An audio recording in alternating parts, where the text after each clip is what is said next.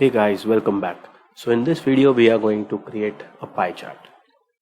So what is a pie chart? So pie chart shows you a percentage share at which the dimension value is distributed.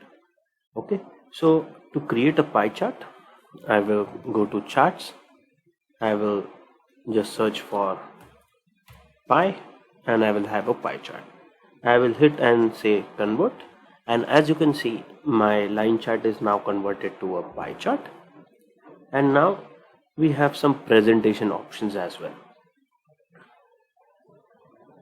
If you click on the donut, you will have the pie chart converted to a donut object.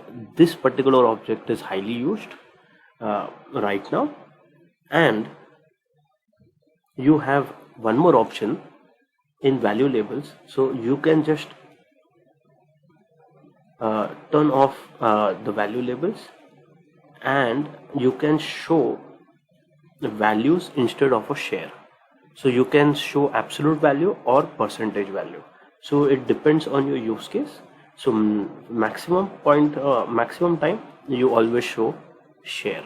So scheduled drugs is around 11.5% of the total set of drugs that we actually have. So this is what interprets using the pie chart. So it is not like a bar chart which helps you compare, or line chart which shows you over time increase or decrease of that particular drug type. It shows you a share it holds across the selection or across the database. So if you go into style option, you have the same set of styles here. You can add an outline. You can basically try to beautify it using corner radius, and you can use inner radius also to make it a little different type of a chart.